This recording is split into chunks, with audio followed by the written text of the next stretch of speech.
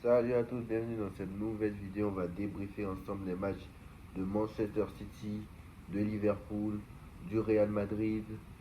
On va débriefer tout ça ensemble. À l'heure où je tourne cette vidéo, Barça Atlético qui est en train de se jouer. C'est les dernières minutes là, de Barça Atlético.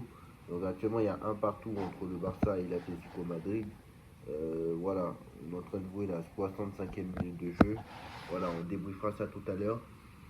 Enfin bref, victoire de Manchester City 3 buts à 0 contre Liverpool. Et honnêtement, je vous dis la vérité, la saison de Liverpool, franchement, est catastrophique. Et je vais faire un lien après avec le Real Madrid. Je vais faire un lien après avec le Real, parce que tout ça, ça a un lien avec le Real Madrid. Parce que moi, je ne comprends plus rien à la saison du Real Madrid. Et je vais m'expliquer, mais quand même, soit je pense à, je vais nuancer des choses, voilà. Je vais nuancer des choses, voilà. Et je pense que il y a des choses que j'ai compris au réel, il y a des choses que je ne comprendrai pas.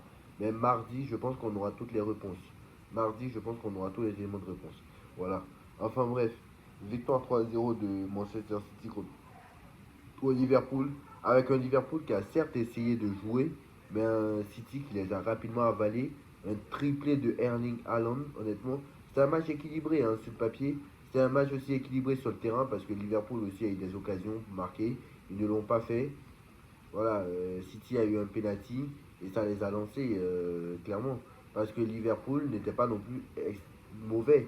Voilà, mais Liverpool a raté le coche. Voilà, Liverpool a raté le coche. Et honnêtement, je vous dis la vérité, bah, je pense que déjà que je vous dis la vérité, je pense que clairement Liverpool, non seulement City va gagner, City a déjà gagné l'Emirates FA Cup et l'Emirates Carabao Cup déjà. Donc ils vont gagner la FA Cup, je pense. Moi je pense que la FA Cup, ils vont la gagner. Parce que, regardez-moi Liverpool. Liverpool c'est une faiblesse, mais défensivement, Liverpool, la défense, mais c'est inquiétant. Et moi quand je vois Konaté cet après-midi, alors, est-ce que on sait que le Konaté en équipe de France et le Konaté en première ligue, c'est pas la même chose, mais parce qu'il a des bons joueurs à côté de lui, mais peut-être même, de toute façon, Konaté là, mais on va pas se mentir, Saliba, il est bien parti pour titulaire et pas Konaté. Mais honnêtement, je vous dis la vérité, je pense que très clairement, euh, c'est voilà, la défense de Liverpool, faut en parler. Parce que offensivement, c'était pas si mauvais en fait. Mais la défense les a plombés. Je ne comprends pas comment tu peux être aussi catastrophique défensivement. Parce que regardez le troisième but de Manchester City. Le troisième but, c'est une passe entre deux joueurs. Comment tu peux écarter autant? C'est vrai, ils sont quatre. Il y a quatre joueurs. O'Reilly a le ballon. Il la donne à Cherki. Tu sais que Cherki a une bonne qualité de passe. Tu sais que Cherki est un joueur exceptionnel. Tu sais que Cherki, c'est un joueur très dangereux. Devant toi, il y a. Devant Cherki, c'est-à-dire que Cherki, il est là. Je vous dis. Cherki, il est là. Konaté, il est là. Et Haaland est juste derrière lui. Donc, Haaland, il est là, tu vois. Et là, il y a un joueur, vous voyez là, là. À droite, il y a Van Dijk. Et derrière lui, il y a Doku. Donc, Doku, déjà, Van Dijk, il ne regarde pas dans son dos parce qu'il ne voit même pas que Doku part. Il y a un espace énorme entre Konaté et Van Dijk. Ce qui fait que non seulement Haaland, il peut passer. Cherki, s'il veut, il peut déborder, il n'y aura pas de problème. Et même, il peut même mettre la passe, et c'est ce qu'il va faire. Il va mettre la passe entre les deux joueurs. Et personne ne peut couper. Parce que non seulement Konaté est en retard, mais Haaland aussi. Mais Van Dijk a laissé un espace énorme. Donc c'est ce que va faire Cherki. Cherki met le ballon en profondeur. Ils essaient de revenir, mais c'est trop tard. Il est trop loin. Et but. Mais l'alignement défensivement de ce troisième but de Liverpool, ça prouve vraiment la saison qu'ils sont en train de faire. Parce que l'année dernière, leur saison, moi je vous ai dit qu'elle était surcotée. Je l'ai dit. Je l'ai dit. Et pour beaucoup, c'était la meilleure équipe du monde. À juste titre. Parce que l'année dernière, on va pas se mentir, le Barça et Liverpool étaient les meilleures équipes. on va pas se mentir, mais voilà. On connaît la saison de Première Ligue l'année dernière. United 15e, Tottenham n'existait plus. Bon, après, c'est encore le cas cette saison. Vous allez me dire. Euh, Manchester City était catastrophique. Il n'y a que Arsenal qui répondait présent et encore, Arsenal c'était juste la défense. Sinon, offensivement, ça faisait strictement rien. D'ailleurs, c'est toujours le cas. Euh, mais voilà, Arsenal au niveau du jeu, c'est pas non plus exceptionnel. Mais c'est juste défensivement, ils sont bons, c'est tout. Mais regardez sur le troisième but. Et c'est la même. Le pire, c'est qu'ils ont pris le même but au quatrième. Hein. Le pire, c'est qu'ils ont pris le même but.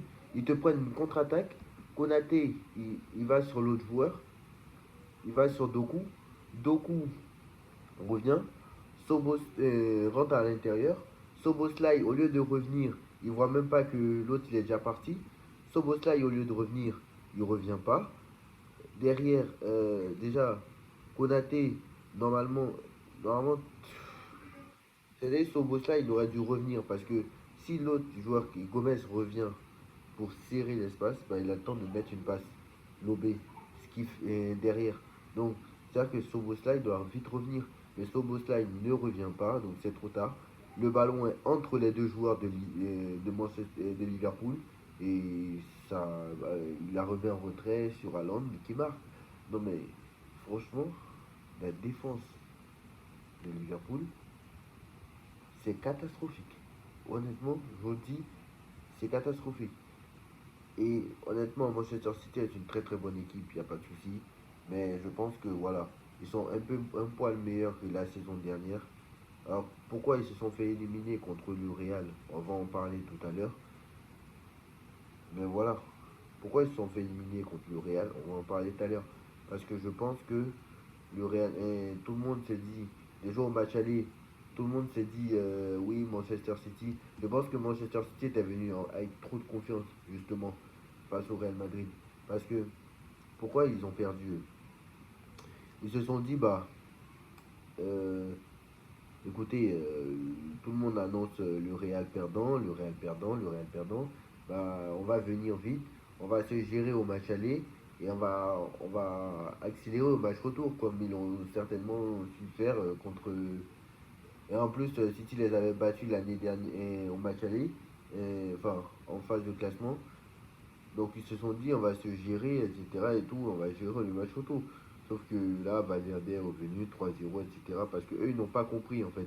Ils n'ont pas compris. C'est-à-dire que en fait, City a cru que. City a cru que comme le Real n'avait pas Mbappé, n'avait pas Rodrigo, n'avait pas Bellingham, ils ont cru que ça allait être facile contre le Real Madrid. Mais justement, justement, c'était plutôt une bonne nouvelle pour le Real parce que le Real qui n'a pas ces joueurs-là, justement, quand ils n'ont pas ces joueurs-là, ils jouent mieux. Ils jouent mieux. Et c'est ce qui a fait que le Real c'était mieux collectivement, c'était mieux contre City. Et City s'est carrément fait avoir. Et au match aller et au match retour. Ils se sont carrément fait avoir. Même au match retour, franchement, c'est pas ce qu'ils ont fait. Mais voilà. Mais moi je pense que c'est ça. Après, voilà, hein, mais quand il y a les titulaires au Real Madrid, c'est catastrophique. Et là, je reviens à la défaite du Real Madrid ce soir. Défaite 2 buts à 1, mais avec un Real Madrid, mais qui ne presse pas, qui ne met pas d'intensité, qui ne met pas de mouvement. Les solutions de passe, c'est n'importe quoi. Chouameni, déjà la compo, je la comprends même pas. Des choses, des choses, des choses que tu ne dois pas faire, tout simplement. Des choses que tu ne dois pas faire. Je suis désolé de le dire, mais je pense que des choses que tu ne dois pas faire. Je suis désolé. Voilà. Il y a beaucoup de choses que tu ne dois pas faire. Voilà. Moi, je suis désolé. Hein. Hein. Je suis désolé. Mais le match que moi j'ai vu du Real Madrid, on a vu 11 guignols. Déjà, on a vu 11 guignols. Ça, c'est clair. Lunin, catastrophique. Carreras, je ne sais pas s'il a fait un bon match avec le Real. Eysen, catastrophique. Ça, c'est une recrue. Hein. Dites-vous. Hein. Rudiger, catastrophique. Arnold, catastrophique. Güller, catastrophique. Chouameni, catastrophique. Camar, catastrophique, mais catastrophique. Manuel Andrel, catastrophique, il a fait ce qu'il a pu, lui. Et Mbappé, moyen quoi. Mais même Brahim Diaz, Qatar, franchement, Brahim Diaz, je l'ai pas vu du match. Brahim Diaz, je l'ai pas vu du match. Et encore une fois, je l'avais dit, parce que pourquoi le Real jouait bien ces temps-ci? Parce qu'il n'y avait pas Bellingham, il n'y avait pas de Mbappé, donc tu mettais Pitarch au milieu de terrain qui faisait un peu l'équilibre entre Kamavinga et Chouameni. Mais au milieu de terrain, tu mets Kamavinga et Chouameni. Voilà, tu mets Kamavinga et Chouameni, tu mets Pitarch au milieu de terrain. Ça fait l'équilibre, sauf que Manuel Andrel ne fait pas l'équilibre. Et Andrel, il fait pas l'équilibre. Voilà. Et c'est clair. Et en attaque, tu ne peux pas mettre. Voilà, en attaque, même si. Voilà. Tu ne peux pas mettre Vini, même si Vini n'a pas débuté le match.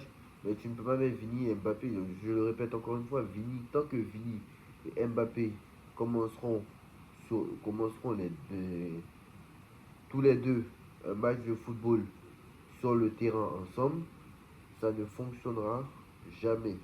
Et je le dis, tant que Mbappé, je le répète, tant que Mbappé et Vini commenceront sur le terrain ensemble le match de football, ça ne fonctionnera pas. Ça va fonctionner contre les petites équipes parce que tu vas gagner. Mais lorsque va arriver le gros match de Ligue des Champions, tu vas te faire tordre. Et là,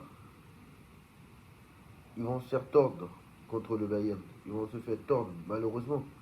Et enfin, malheureusement, je ne sais pas si on a une malheureusement ou heureusement, mais ils vont se faire tordre, clairement. Ils vont se faire tordre. Parce que le Bayern de Munich, machine collective, machine individuellement, c'est très fort. Même si Harry Kane, on n'est pas sûr qu'il soit là mardi. Mais je doute que le. Je vois pas comment le Real peut s'en sortir, sachant que le match aller déjà est au Bernabeu. Hein? Le match aller déjà est au Bernabeu. Je ne vois pas comment le Real peut s'en sortir. Là, on parle quand même de Real, de Bayern de Munich. Alors, je sais que j'ai dit la même chose contre City, mais là, on parle quand même d'une équipe quasiment injouable. Voilà. On parle d'une équipe quasiment injouable. Alors, je pense pas que le Bayern va gagner 3-0. Alors, je pense pas que le Bayern va gagner 3-0 parce que quoi qu'il en soit, vous voyez. Et en plus, Courtois est blessé. Vous voyez ce que je veux dire? Courtois n'est même pas là. C'est-à-dire qu'ils n'auront même pas Courtois sur ce match. Alors, le Bayern, c'est pire parce qu'eux, ils ont les gardiens de saison. Mais vous voyez ce que je veux dire? Ils n'auront même pas Courtois sur ce match. Et moi, je ne comprends pas comment le Real peut s'en sortir mardi prochain. Je ne peux pas comprendre. Même si le Bayern a gagné 3 buts à 2 au forceps cet après-midi. Alors, tout ce que vous voulez, le Bayern, ils étaient menés 2-0. Ils ont gagné 3-2. Mais justement, c'est ça qui devrait vous faire peur. C'est-à-dire que le Bayern, en étant mené 2-0, reviennent à 3-2. En ayant mal joué, en plus de ça. En ayant mal joué. Alors, j'ai pas regardé le match, mais ceux qui ont regardé le match, dites-moi, est-ce que le Bayern avait bien joué ou pas?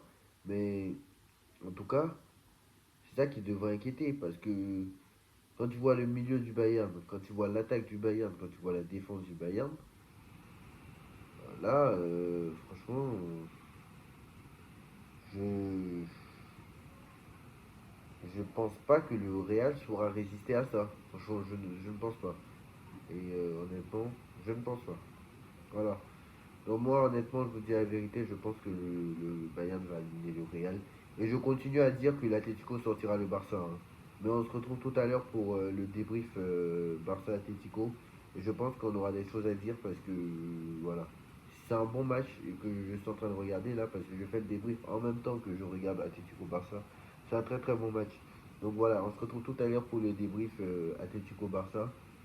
Mais je répète encore une fois, le Bayern va sortir le Real. Il va gagner même aller-retour parce que c'est la mentalité allemande et je pense qu'ils ne vont pas se dire on va se gérer, etc. et tout pour le match retour parce qu'on a le match retour à domicile. Et c'est très bien que le Bayern n'est pas comme ça. Tchuss.